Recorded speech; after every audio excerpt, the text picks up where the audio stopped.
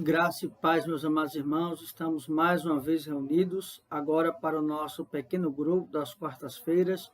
Louvamos a Deus que Ele tem nos concedido a tecnologia, mas também nós rogamos ao Senhor que Ele abrevie esses dias e que nós possamos, pela Sua graça, não só estarmos reunidos para ouvirmos da palavra do Senhor, mas também estarmos reunidos, desfrutando da companhia, da comunhão dos irmãos, e louvamos a Deus por isso. Meus amados irmãos, como os irmãos bem sabem, nós estamos gravando esse estudo, mas os irmãos podem estar colocando aqui no chat do YouTube as suas ponderações, as suas colocações, as suas perguntas, e nós estaremos interagindo com os amados irmãos. Nós que estamos intercalando os estudos neste segundo semestre, entre Efésios, Oséias e o Saltério. E para hoje eu estou enfatizando mais tanto Efésios quanto o Saltério, para que nós possamos trabalhar um pouquinho Oséias, um pouquinho mais sequencial, mas nós vamos retomar também o estudo de Oséias. Mas para hoje nós vamos estudar o Salmo de número 48. Salmo de número 48. Mas antes vamos ter uma breve oração, rogando ao nosso Deus, rogando ao Senhor, que Ele nos abençoe, nos ilumine para o entendimento da sua palavra. Oremos nesse instante. Pai querido, Pai de amor, de bondade, de misericórdia, obrigado, Senhor, por este momento, pelo privilégio que o Senhor nos concede, o privilégio que o Senhor nos dá, em podermos ser instruídos pela Tua palavra, sermos alimentados, esperançados, quebrantados, exortados por ela. Eu te agradeço, Senhor, por cada família, te agradeço por cada irmão, por cada irmã. Sabemos que esses dias são difíceis, mas o Senhor tem nos agraciado, ó Deus, com a tecnologia, e nós podemos, então, levar da tua parte uma porção do teu evangelho. Obrigado, Senhor, por este momento. Ilumina as nossas mentes, nosso coração, para entender qual seja a boa, perfeita e agradável vontade do Senhor. É assim que nós oramos. Em nome de Cristo, nós já agradecemos. Amém. Meus amados irmãos, apenas um breve comunicado também. Nós também temos o nosso grupo de WhatsApp. E é importante que ali os irmãos estejam também colocando pedidos e agradecimentos de oração. É importante que nesses momentos nós possamos estar orando, intercedendo uns pelos outros, na certeza de que o nosso Deus ouve nossas orações. Feitas essas considerações, vamos ao Salmo de número 48, no segundo livro do Saltério. Salmo este, cântico, Salmo dos filhos de Corá. Este salmo provavelmente ele é um salmo que ele está intimamente ligado ao Salmo 46 e ao Salmo 47. Ele é um salmo de exaltação ao Senhor. Ele é um salmo que possivelmente foi escrito após a morte do rei Davi. Tem alguns elementos que nos fazem crer nisso. Ele é um salmo que também está estruturado em 3 partes, versos de 1 a 3, versos 4 a 11, versos 12 a 14.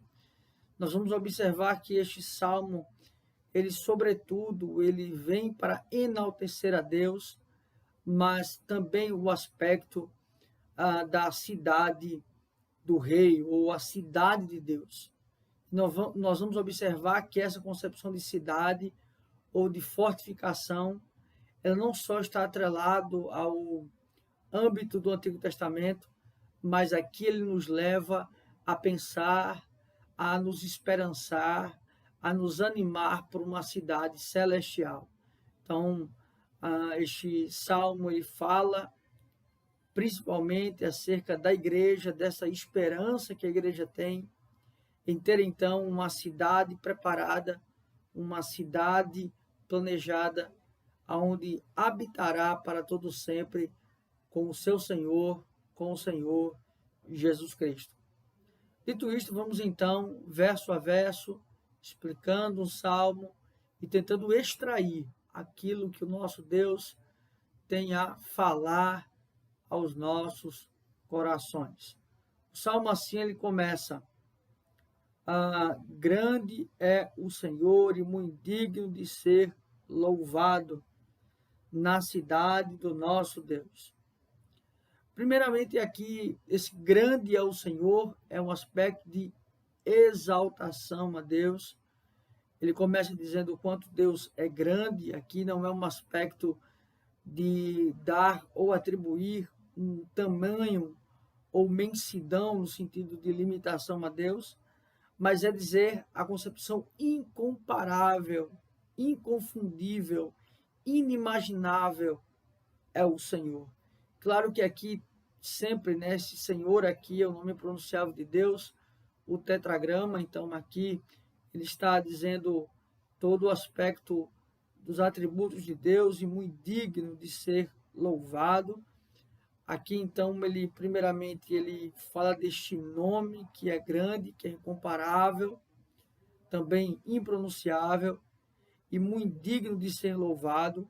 Então aqui ele fala desse aspecto dignidade de Deus, também do seu ser, da forma e da maneira que Deus age, não só Deus como um ser por si só, mas aquele que também demonstra o seu ser através das suas ações, das suas atitudes, muito digno de ser louvado na cidade.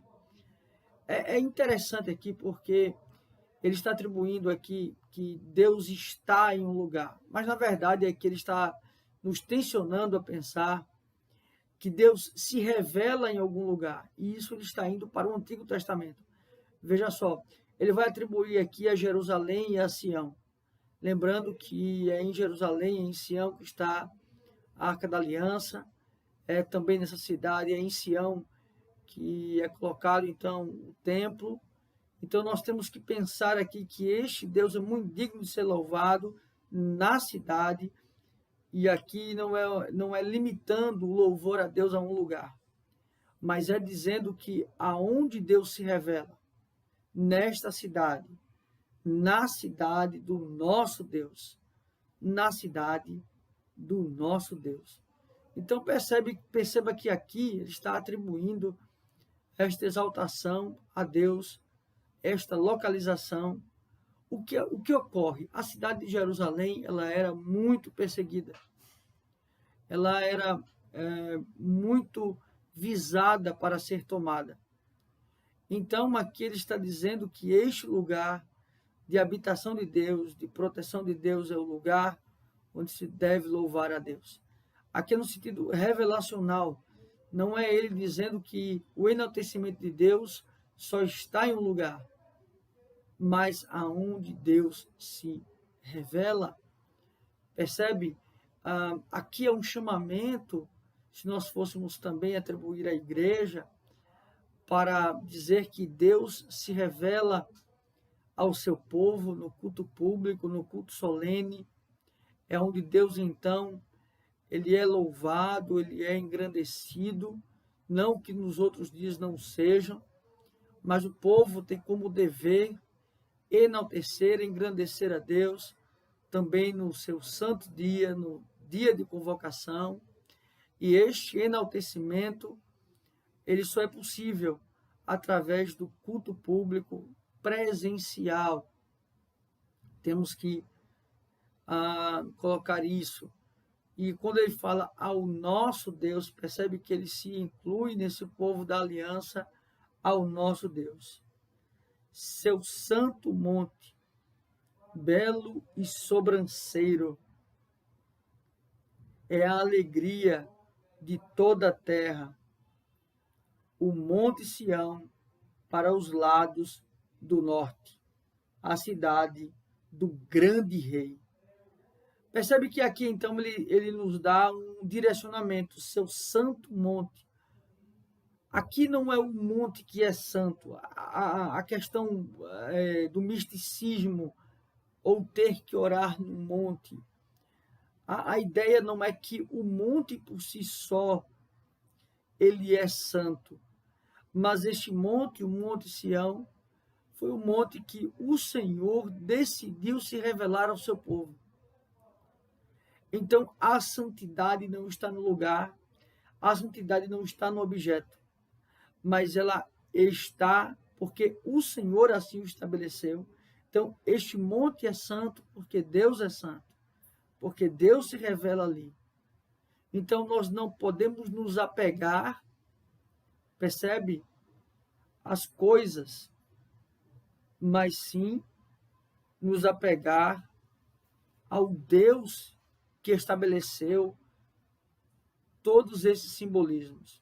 Então, ao seu santo monte, belo e sobranceiro, é a alegria de toda a terra.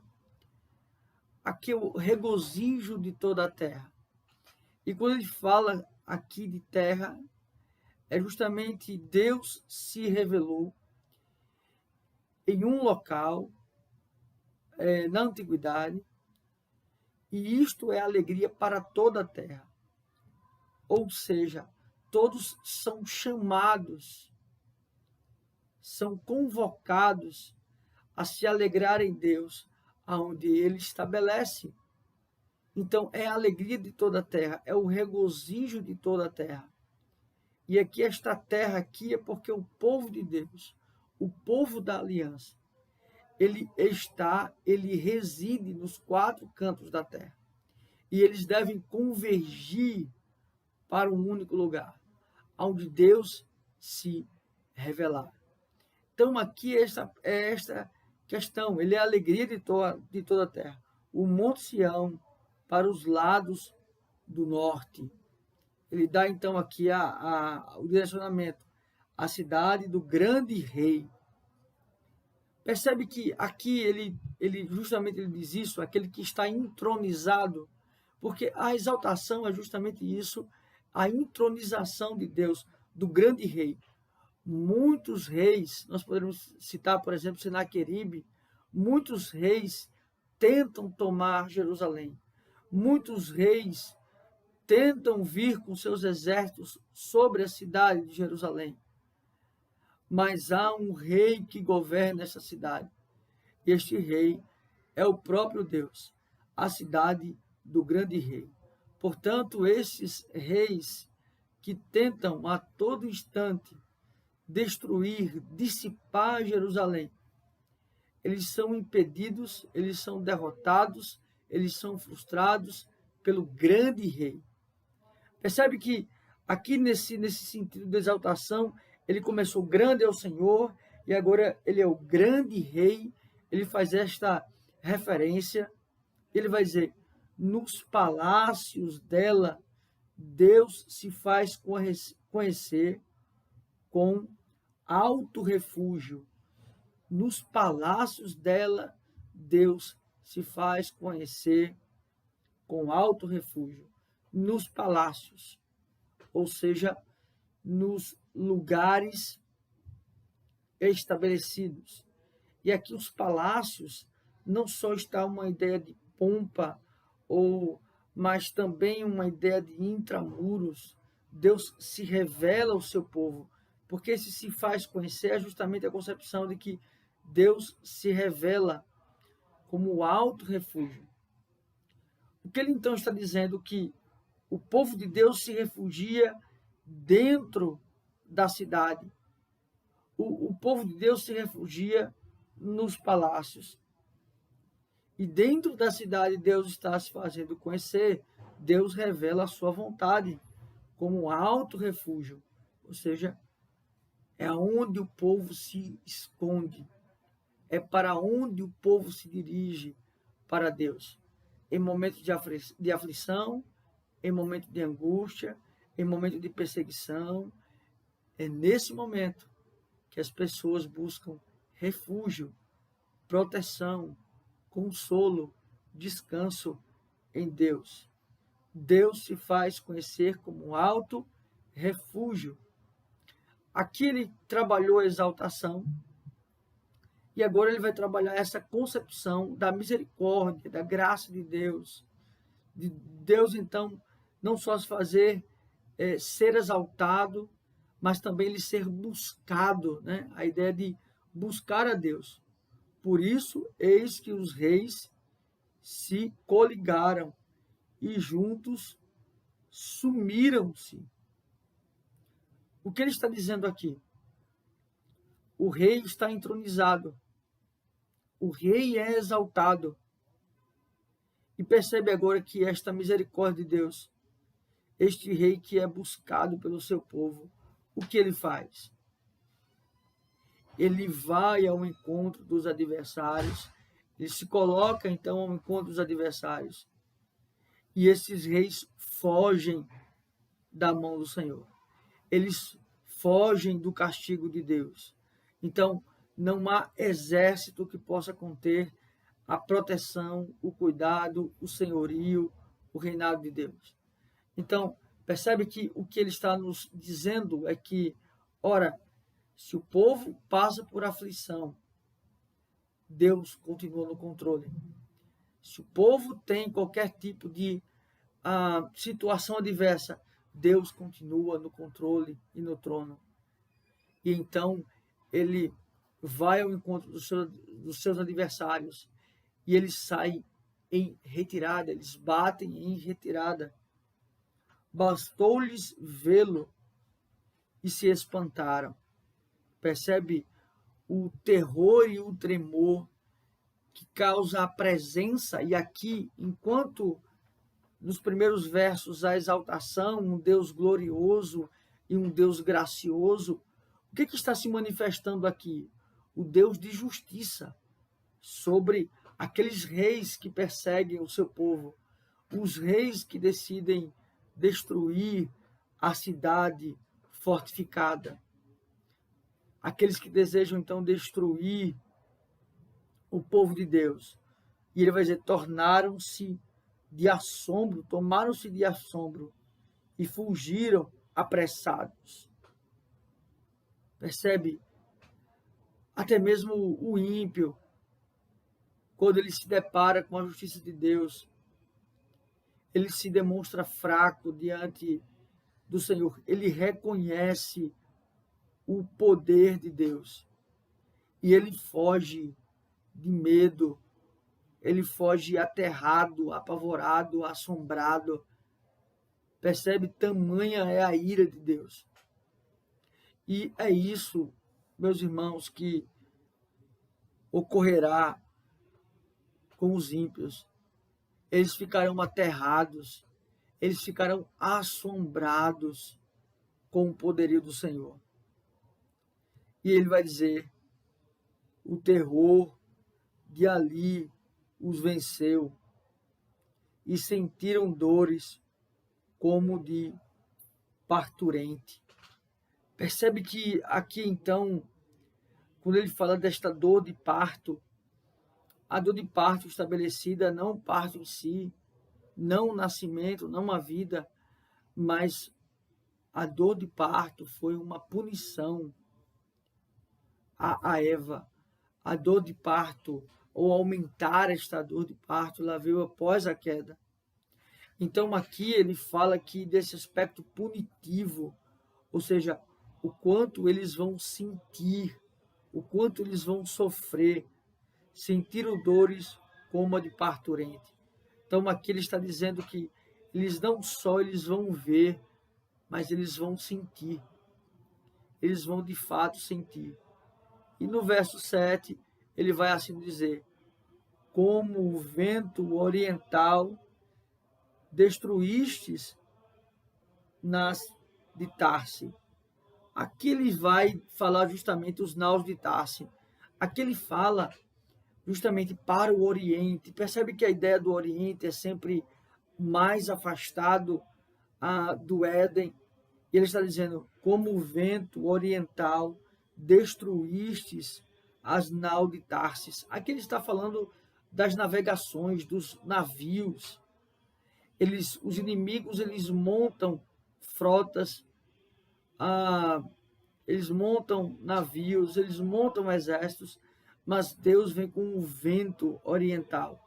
E a ideia do Oriente, aí é justamente isso, a punição vindo sobre eles. como o vento oriental, destruístes as naus de Tarsis, ou seja, os inimigos. Percebe isso? Como ternos ouvidos, como temos ouvido dizer, assim o vimos na cidade do Senhor, dos exércitos, na cidade do nosso Deus. Deus a estabeleceu para sempre. A expressão Senhor dos Exércitos normalmente é uma expressão pós-exílica, ou seja, muito embora na história nós tenhamos, em algum certo tempo, o povo de Deus sendo preso, sendo perseguido, sendo açoitado, sendo levado cativo, tudo isto está sobre o domínio de Deus. E o mesmo Deus que entregou o seu povo ao Egito, o mesmo Deus que entregou o seu povo a Nabucodonosor, o mesmo Deus que entregou ao seu povo aos medos, aos persas, é o Deus que também os libertou. Então aqui mais uma vez ele fala dessa concepção desta cidade do nosso Deus. Deus a estabeleceu para sempre, para a eternidade. Lembrando que a Bíblia nos trata como sendo peregrinos nesta terra. A fortificação natural, ela sobretudo ela está para o ímpio, como nós pensamos na Torre de Babel, como nós pensamos em outras nações. Eles vão fortificar muros, eles vão construir cidades. Nós somos peregrinos. Mas na glorificação haverá uma cidade celestial fortificada. No verso 9 ele vai dizer: pensamos, ó Deus, na tua misericórdia, no meio do teu templo. Percebe então o que ele está dizendo, né? Pensamos, ó Deus, na tua misericórdia, no meio do teu templo, lugar de adoração.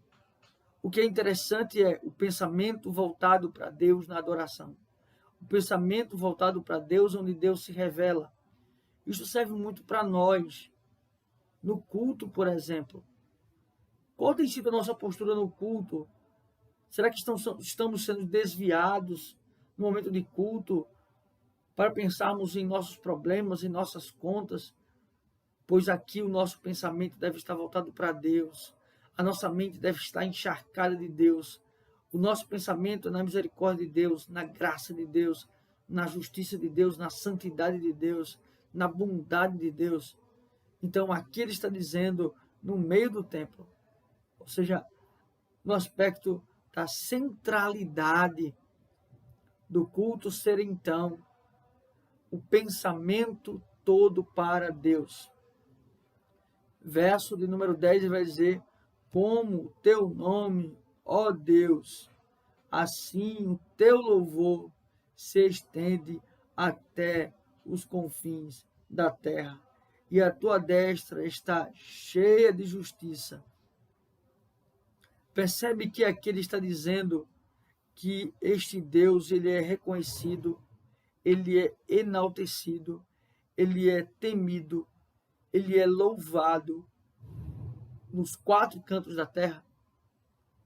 Ou seja, mesmo aqueles que estão longe, eles se aterrorizam, eles também se esperanciam em Deus. Então nós vemos isso, né? Como o teu nome, ó Deus, assim o teu louvor se estende até os confins da terra. A tua destra, a tua mão está cheia de justiça. Os inimigos de Deus não podem se esconder da sua ira. Ninguém pode se esconder do Senhor. Adão tentou se esconder de Deus. Adão e Eva pecaram e tentaram se esconder do Deus Altíssimo. Isto é tolice, isto é insensatez, isto é loucura, pensar que pode se esconder de um Deus onisciente, onipresente, onipotente. Não podemos nos esconder de Deus. Então, isto ele deixa claro, cheia da sua justiça. Mais uma vez, no verso 11, alegre-se o monte Sião, exultem as filhas de Judá por causa dos teus juízos. Exultem as filhas de Judá por causa dos teus juízos. Deus está no controle de todas as coisas. Ele tem o domínio sobre os ímpios, sobre os inimigos. Ele os acha nos quatro cantos da terra. E isso nos leva a glorificar o nome de Deus. E do verso 12 ao verso 14, ele vai falar desta proclamação. Ele vai dizer, percorrei a Sião, rodeai toda e cantai-lhe as terras. Notai bem os seus baluartes, observai os seus palácios, para narrardes às gerações vindouras. Aqui é muito importante, porque os atos de Deus e o ser de Deus, eles devem ser proclamados, eles devem ser anunciados, eles devem ser falados, eles devem ser testemunhados, eles devem ser vividos. Qual a grande dificuldade hoje que nós vemos na igreja? Por exemplo, filhos de cristãos permanecerem na igreja. Muitas vezes, meus amados irmãos, estamos vendo as gerações se perdendo, se dissipando no mundo. Por quê?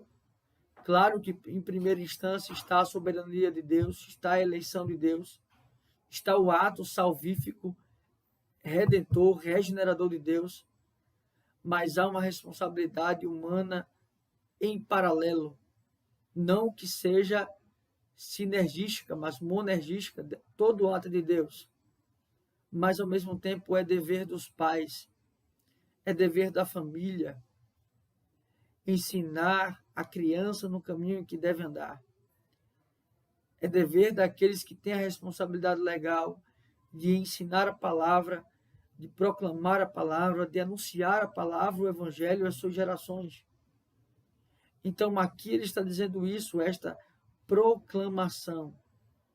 Ou seja, deve ser, então, perpetuada esta palavra, perpetuado este evangelho. Verso 14 para o final, que este é Deus, o nosso Deus, para todo sempre, a ele seja nosso guia até a morte. Ele será o nosso guia até a morte. Ele que nos conduz. Ele termina aqui, volta uma ideia de doxologia, que este é o Deus, o nosso Deus, para todos sempre. Ele será nosso guia até a morte. Ele nos conduz. Ele que nos dá o caminho, ele que nos mostra a direção. Percebe que aqui ele sempre está deixando claro que esta adoração a Deus, esta consciência a Deus, não provém do homem, mas ele é o nosso guia. Ele é quem nos conduz, o seu Espírito é quem nos conduz para o louvor da sua glória. Meus amados irmãos, que palavras preciosas nós tivemos e que alegria nós podemos ter em nosso Senhor Jesus Cristo. Ele é aquele que nos conduz. E perceba que há uma cidade preparada para nós, há um lugar preparado para nós, para que nós possamos viver juntamente com Cristo, para que nós possamos estar juntamente com Ele. E esta cidade é fortificada, essa cidade é a cidade celestial. E nós precisamos também pensar nesses aspectos de adoração. Como tem sido o nosso comportamento na igreja, o nosso comportamento no momento de culto, de adoração, a nossa mente sendo preparada para ouvir a palavra, para adorar, para que nós não nos desviemos do propósito, do dia do Senhor. Aqui também há um sentido de proclamação deste evangelho. Uma coisa que é importante, o evangelho não é ética e moralidade. De fato, há uma concepção de ética e de moralidade no evangelho. Mas o evangelho é a motivação certa e também os atos corretos. Então, é a lei com o objetivo de glorificar a Deus. É a observância do aspecto moral, mas com o objetivo de louvar e engrandecer a Deus. Então, nós precisamos gastar tempo com os filhos, com netos, com a nossa adolescência, com os nossos adolescentes, com a nossa mocidade, proclamando este evangelho para gerações, para que ele prossiga sendo sempre anunciado até a segunda vinda de Cristo, e onde nós iremos morar eternamente com ele. Que Deus assim os abençoe, meus irmãos, que Deus os faça fortes e firmes, inabaláveis, na certeza de que o nosso Deus reina, ele vive, ele está sentado no alto e sublime trono, e é uma cidade preparada para nós. Vamos orar, encerrando esse momento. Pai querido, Pai de amor, de bondade, de misericórdia, obrigado por cada irmão, por cada irmã. Obrigado, Deus, porque o Senhor nos concede, o Senhor nos dá tão sublime graça, que é descansar na tua salvação, descansar, ó Deus, nos teus planos, nos teus decretos. E obrigado, Senhor, porque o Senhor tem nos preparado um lugar onde não haverá choro, onde, ó Pai, nós não teremos mais a inclinação do pecado. Obrigado, Senhor. É assim que nós oramos. Em nome de Cristo, nós já te agradecemos. Amém. Que Deus assim os abençoe, meus amados irmãos.